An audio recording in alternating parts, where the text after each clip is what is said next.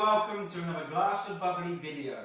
This time we're going to be pairing some Spanish sparkling wine with a red lentil bake. That sounds really good. Now this is Spanish sparkling wine from Lanzarote, so that's the closest kind of island from the Canary Islands to Africa.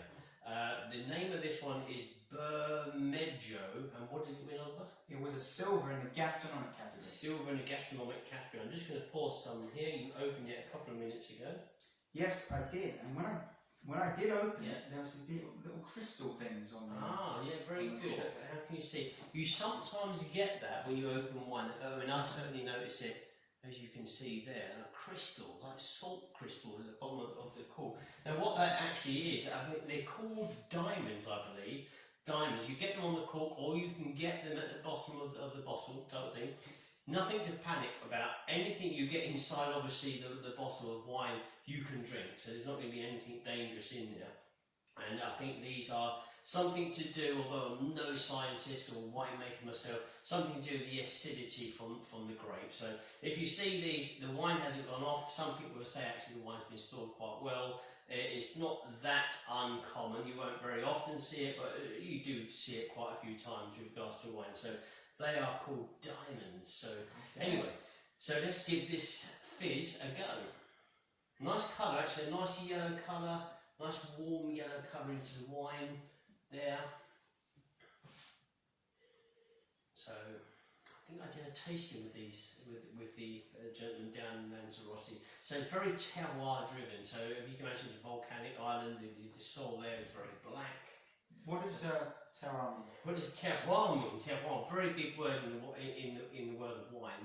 A lot of people think it's to do with the soil or the earth, which it is part of, but as far as I'm concerned, terroir means everything that goes into making the wine itself. That could be the winemaker, that could be tradition, history, family history, that could be the weather, that could be the soil, that could be the vines itself. So it's a mixture of everything that gives the wine its unique identity. Even a region per region may have a different kind of terroir expression on the wine. And again, it's everything that you can think of. So the production methods, to the soil, to the earth, to the weather, all these things make the terroir for me. Okay. So we're going to give this a go. It's very, what would you say on that? I say a sweet citrus mineral aroma. You get some wet stones. Wet stone, I was going to say that. Yeah, wet stone.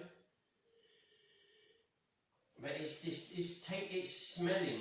The aromas are delivering a kind of a dry sensation. You're expecting a dry. Is this an extra brut? What is This is a brut nature. Brut nature. Is it a brut nature? Yeah, I don't see it actually on the bottle. Funny enough, usually they do say 12% product of Spain, as we say, España. Don't know. So it's smelling as if there's not going to be a lot of sugar, a lot of sweetness to the wine. So let's give the flavour the taste a go. As expected, aroma is very similar to the flavour. So again, citrus, mineral, chalky, wet stone kind of complex. There's a good mid-length kind of expression. So a deeper, more intensive, sweet. What's not sweet, but oily lemon flavour. Yeah, it's not actually sweet, but it's not harsh. It's a nice. It's not too harsh. So I can understand why this was put into, what is it, the silver medal? Yeah. From the gastronomic category of the 2021 Glass of Bubbly Awards. I can see how this would pair with certain foods. It's not too harsh, but nonetheless it's going to palate cleanse, and certain foods will go very, very well with it. So again, what have we got here? This is a red lentil bake, which home cooked again, which has red lentils, courgettes, cheese, garlic, egg, tomato, onions, and oats. Okay, so good. So nice mixture of flavours there. So we're going to see how this pairs. I'm just going to put a touch more fizz into the glass. Do you want a bit more? Just We've been swirling it around in the glass, so the bubbles kind of tend to go. Let's give this a go.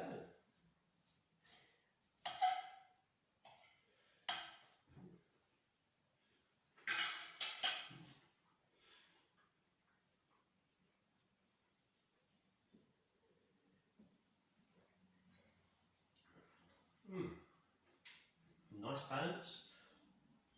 Very very refreshing. Nobody's domineering here with regards to flavours. You've got the food, the savoury flavours, the cheese flavours coming through, the lentil flavours are still there.